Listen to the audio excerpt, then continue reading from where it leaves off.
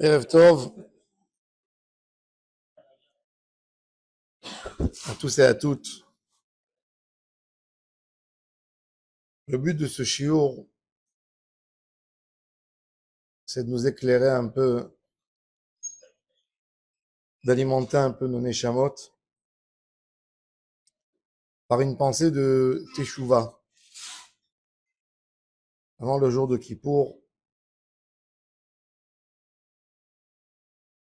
il y avait un grand tzaddik qui a écrit des livres, beaucoup de livres de Moussard. Et quand on lui a demandé pourquoi tu écris pas des livres de halachot, pourquoi tu écris pas de livres de pilpulim dans le Talmud, il a dit mon rôle, c'est de réveiller chez les gens même une petite étincelle de Teshuvah. Je cherche à réveiller dans l'homme cette conscience, cette boussole qu'avec le temps, on l'a perdue. Que l'homme veuille changer, que l'homme veuille s'améliorer. La tchouva, c'est la plus belle des choses parce que, en réalité, c'est de l'optimisme. C'est de prendre un passé qu'à nos yeux, il est pas bon, il est moche, des fois même horrible, et le remettre dans un endroit où on veut être meilleur, où tout doit être parfait dans un autre monde. C'est pas de l'illusion, parce que l'homme, en réalité, se trouve, l'homme se trouve où il rêve. Les plus beaux jours de la vie d'un homme, c'est les jours de son enfance. Normalement, j'ai la majorité des gens que je connais, leurs plus beaux jours, c'était les jours de l'enfance. Alors les gens disent c'était des jours sans souci, mais c'est pas ça la définition. La réalité, pourquoi ces jours sont si beaux? Parce que c'était des jours avec plein de rêves. Quand t'es enfant, t'es libre de rêver autant que tu veux. Quand t'es enfant, un an tu es pilote, une autre année t'es boxeur, une autre année t'es le plus fort du monde, une autre année t'es le plus riche du monde. Et chaque moment avec ses rêves. Et quand on grandit, la tristesse de l'homme vient parce qu'il a arrêté de rêver. Parce que comme il dit, la réalité de la vie est trop forte et sa vie n'est pas belle.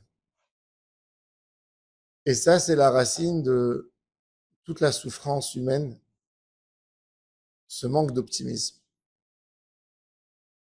David Amelech, c'est une des seules personnes, en fait, c'est la seule personne, même que ça a été dit, cette phrase, même sur d'autres tzadikim, mais c'est la seule personne que, quand on mentionne son nom, on ne peut pas se séparer de l'idée qu'il est vivant. Et on le chante tous, David, Melech Israël, Chai, Chai, Vekayam. On ne chante pas ça sur Moshe Rabbeinu. On ne chante pas ça sur Avraham Avinu. Ni sur Yitzhak, sur Yaakov, il est écrit que Yaakov n'est pas mort. Yaakov, mais on le chante pas. Mais pourquoi? Parce que David Amelech, c'est la personne qui a fait tchouva très tard dans sa vie. Quand David est mort, il avait l'histoire de Bathsheba qui s'est passée 12 ans avant, puisque Salomon est devenu roi à l'âge de 12 ans. C'est-à-dire que ce monsieur a fait tchouva à l'âge de 58 ans, David, sur l'histoire de Bathsheba, et même après, étaient des années dans son sac, suite à ce qui s'est passé, et ils ont montré qu'en fait, il n'y a pas d'âge pour la tchouva, il n'y a pas d'âge pour se rapprocher d'Hachem. David Amelech nous a donné un des plus beaux passages sur la Teshuvah, c'est le chapitre 51 dans Tehilim. L'Amnatzar Mizmor le David, Bevo Elav Natan Anavi, Kasher Baal Batshava. L'histoire, la discussion de David avec Nathan. C'est très intéressant parce que dans cette histoire de David et Nathan, l'histoire est racontée dans la Bible. Dans la Bible, il y a un échange. Il y a Nathan qui dit à David, tu mérites la mort. Il lui donne les phrases les plus atroces qu'un citoyen peut donner à un roi suite à l'histoire de Bathsheba. Il lui dit, tu auras un malheur qui viendra sur toi de ta maison, que tu ne sauras pas où mettre ta tête. Tu ne mourras pas tout simplement, mais tu mourras de la manière la plus atroce.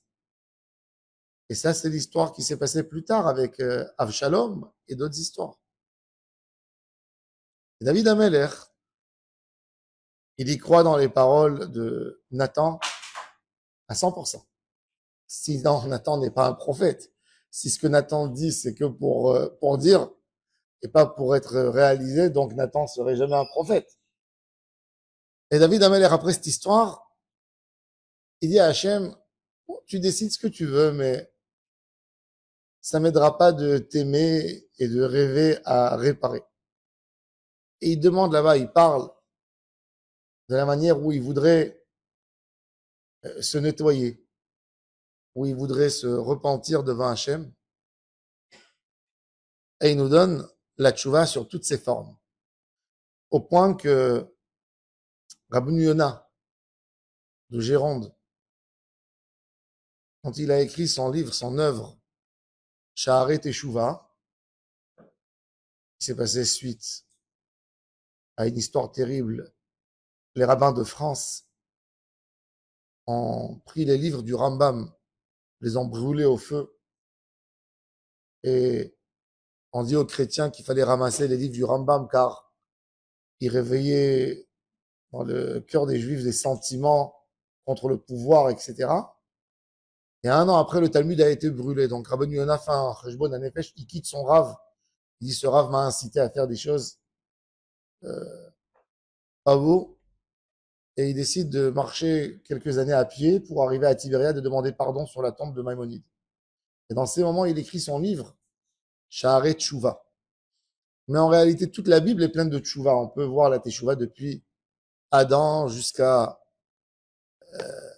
Caïn, Noach et ses enfants, etc. Toute la Bible est pleine de paroles de teshuvah.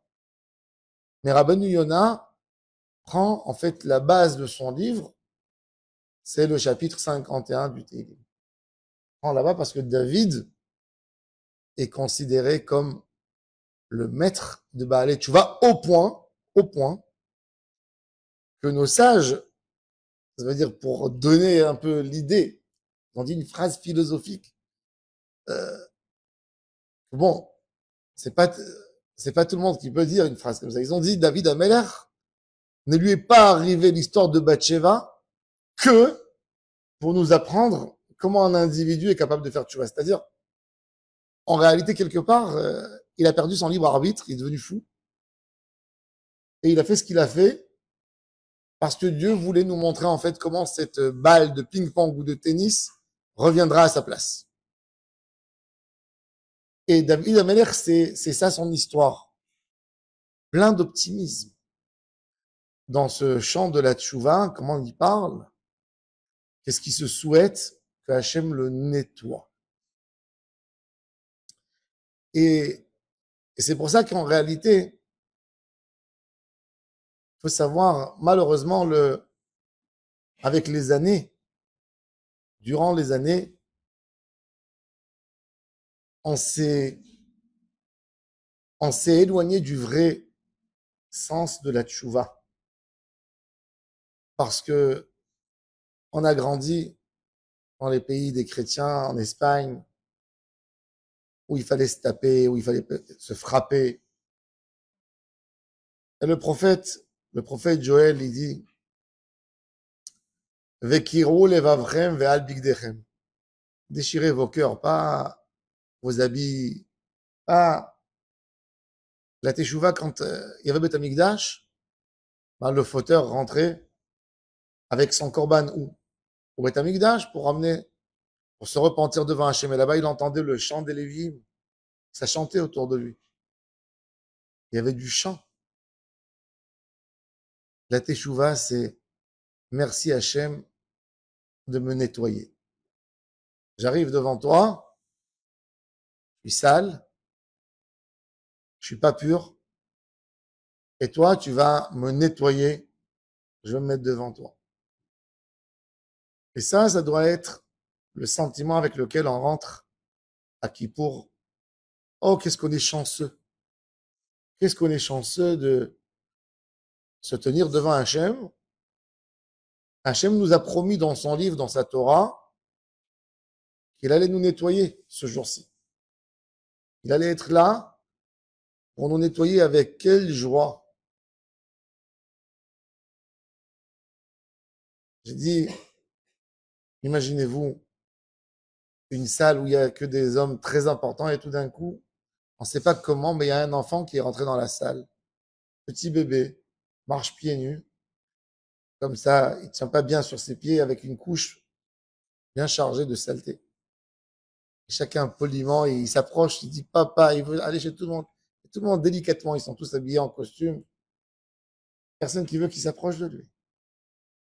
Et tout d'un coup, la maman qui rentre, qui prend son fils dans les bras, avec toutes ses odeurs, qui l'embrasse très fort, qui le serre à son cœur, qui le prend, qui le lave, qui le nettoie. Et elle le décape, vraiment, elle ne laisse pas un endroit sale dans son corps. Verachatz Adonai et Tzoat Bnotzion. Hachem va laver, va enlever, va être décapé de la saleté. La seule chose qu'on a à faire à Kippour, c'est ne pas déranger Hachem de faire ce travail. Rabbi Akiva nous dit dans la dernière phrase, la dernière Mishnah du traité Yoma. Rabbi Akiva qui venait de tellement loin. Amar Rabbi Akiva, on le chante l'Ekba Omer. Amar Rabbi Akiva, oui. Rabbi Akiva a dit, oh, soyez heureux, vous, Israël, Ashrechem Israël. Lifnemi atem metaharim. Omi metaher etrem. Devant qui vous vous purifiez? Qui est celui qui vous purifie? Avichem sheba shamayim. Le Père, l'amour du ciel. Veomer mikve Israël Adonai. Le mikvé dans lequel on trempe, le mikvé où on trempe, c'est pas dans de l'eau. On trempe, on se baigne dans ce mikvé qui s'appelle Hachem. Ça, c'est Rabbi Akiva. Ce fameux berger tellement loin d'Hachem qui a découvert Hachem à l'âge de 40 ans. Le Khatam Sofer a mis une certaine manière de virgule dans cette Mishnah différemment de l'habitude qu'on a l'habitude de lire. Nous, on lit Lifnemi atemetarim, devant qui vous vous purifiez. Oumi, qui c'est? Metaher etrem. Lui, il dit non. Lifnemi, mi, en chiffre numérique, c'est même Yud, ça correspond au chiffre 50. Il y a 50 portes, 50 niveaux d'impureté que l'on peut atteindre. Et on nous dit que Am Israël, quand ils étaient en Égypte, Kadosh Baruch Hu les a fait sortir très vite parce que ils étaient ils descendaient dans la 49e porte d'impureté qu'après, ils ne pouvaient plus sortir de là-bas. C'est-à-dire, s'ils auraient atteint la porte 50, ils n'auraient pas pu sortir. Akadosh Baruch Hu a vu que c'est arrivé ce moment et il ne les a pas laissés pour ne pas perdre son peuple. Alors il a dit, le Khatam Sofer, Lifnemi, avant d'avoir arrivé à Mi, À 50, Atem, Metarim, c'est à vous de faire. C'est votre travail. Vous avez une responsabilité. Tu t'es sali, t'as cassé, à toi de faire.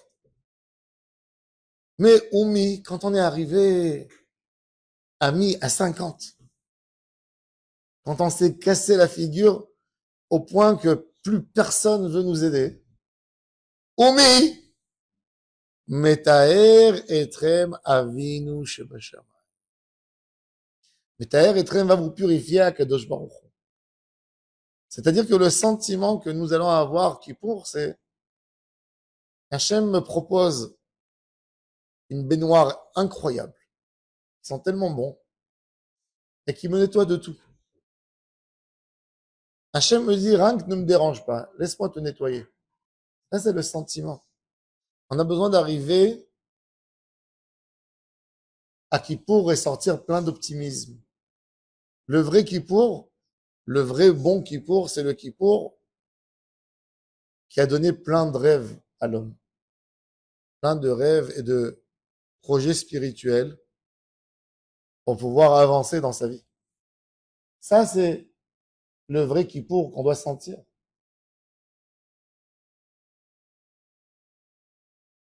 Le Rav Kook nous dit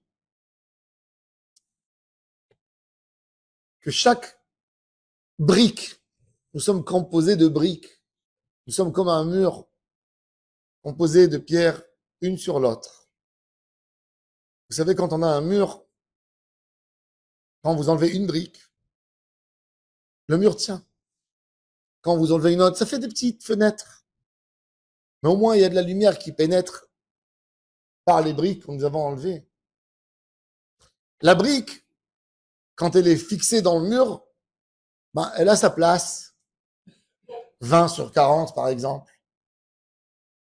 Mais quand je veux enlever la brique, il va y avoir de la lumière qui va rentrer et qui va donner, qui va éclairer bien plus que la dimension de la brique laquelle j'ai enlevée. Quand j'enlève un bout de mal, un bout de mur que j'ai entre moi et Hachem, j'ai de la lumière qui rentre et qui m'éclaire. Plus j'enlève des briques, plus j'enlève des morceaux d'obscurité, plus j'enlève des barrages, j'ai plus de lumière d'Akadosh Baruch Hu qui rentre et qui purifie ma neshama. Des fois, un homme ne peut pas voir, il voit quelque chose de noir parce qu'il a un poil simple sur l'œil qui le gêne et tout ce qu'il voit est flou. Qu'est-ce qu'il suffit de faire? Il suffit d'enlever ce petit poil, ce petit fil qui est là sur l'œil et qui m'empêche ma vision, qui m'empêche de voir. Et ça, c'est la lumière que nous allons demander à Hachem d'obtenir. C'est un cadeau incroyable.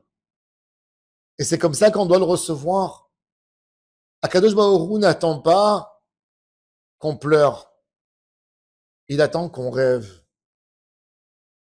Il attend qu'on soit plein de projets. Adam Arishon, dans sa faute, il n'a pas fait de tchouva. Qu'est-ce qu'il a fait? Il s'est fâché contre sa femme. Il a donné le fruit. Et il a été séparé 130 ans. 130 ans de désespoir. Chachamim nous disent que ces 130 ans, il a créé tous les démons qu'il y avait dans la terre. Qu'il y a dans la terre. Adam Arishon a eu, dans ces 130 ans, qu'il a quitté Ève, Rochin, Shedin, Velilin. Il a eu les choses les plus affreuses. Il a mis le mal, le plus grand des mâles, dans ce monde. Parce qu'il n'a pas compris. C'est quoi la tchouva? Vous voyez que la tchouva, c'est de se punir maintenant, de se frapper.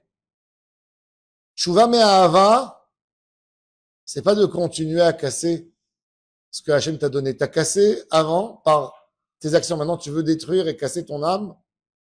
Non. Maintenant, tu vas essayer de construire ta neshama. Au lieu de prendre des antibiotiques avec lesquels tu vas détruire tout ton corps, le bien et le mal, Tu vas essayer de prendre du vitamine C, une grande dose. Tu vas prendre des vitamines pour te renforcer. Ton corps fera le tri.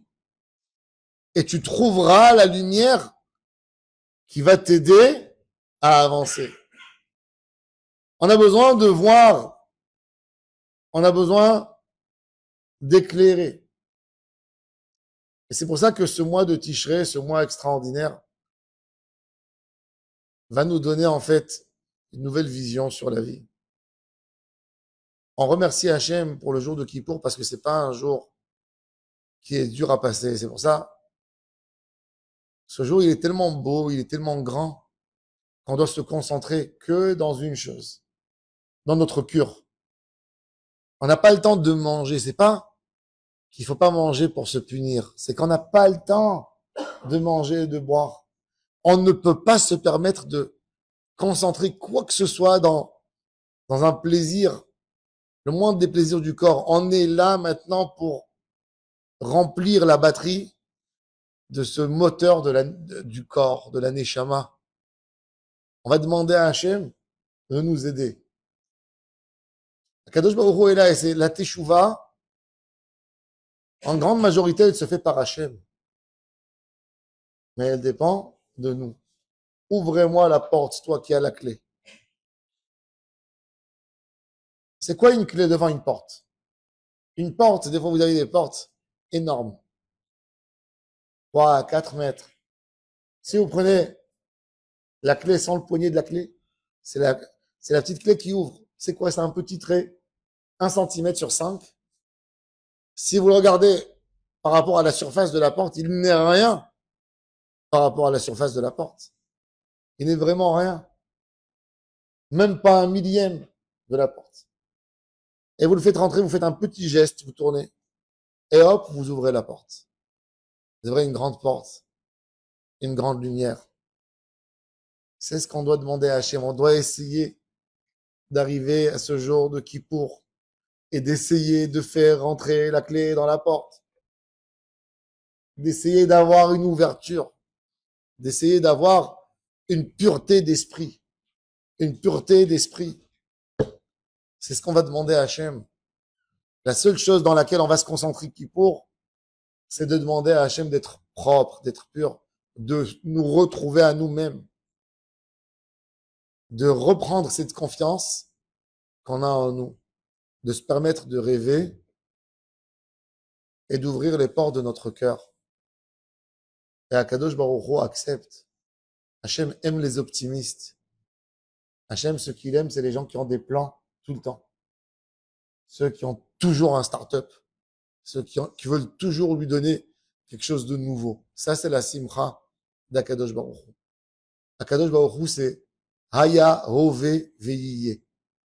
Le nom de la Teshuvah, c'est quoi? C'est Yiyé. C'est Yiyé. Ça, c'est la Teshuvah. Il serait parce que quand on dit à Hachem, je vais avoir quelque chose, ça c'est la Teshuvah. Tu ne restes pas bloqué dans ton passé, dans le Haya. Tu restes même pas dans ton OV. Pour avancer dans ton OV, tu as besoin d'une seule chose. Le troisième nom d'Akadosh Baruch Hu, Yiyé. Bayoma Yiyé Hachem. Tout notre Géoula, c'était toujours du Yiyé. Tout ce qui nous a fait tenir en galoute, c'était cet espoir qu'Akadosh Baruch Hu allait se révéler, qu'Akadosh Baruch Hu allait nous ramener en Eretz Israël. Quoi de plus beau que notre histoire? Quoi de plus beau que nous?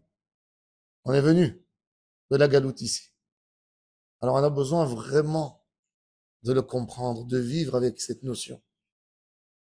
Et de dire le passé ne m'intéresse pas, j'ai pas le temps de me pencher sur mon passé. J'ai pas le temps. Je veux avoir des projets. Alors que Bezrat Hashem, nous tous de se coller à cette idée et de rentrer à Kippour plein de motivation, d'avoir 24 heures dans lesquelles on va expliquer à notre cœur, à notre esprit, de reprendre l'esprit, de reprendre toutes les belles choses qu'on espère à faire, tous nos projets de nouveau, et de dire à Akadosh Baruch Hu, je ne suis pas là où je suis. Je suis dans un autre endroit où je veux être. Be'ezrat Hashem. Shenizke kulanu, Shana Tova, Tiva, Vachatima Tova, qu'Akadosh Baruch Hu exauce nos prières, qu'Akadosh Baruch Hu amène la paix dans son peuple, la paix dans son pays, la paix à Am Israël, et Biat Mashiach Tzidkenu, B'mera B'yameinu Amen.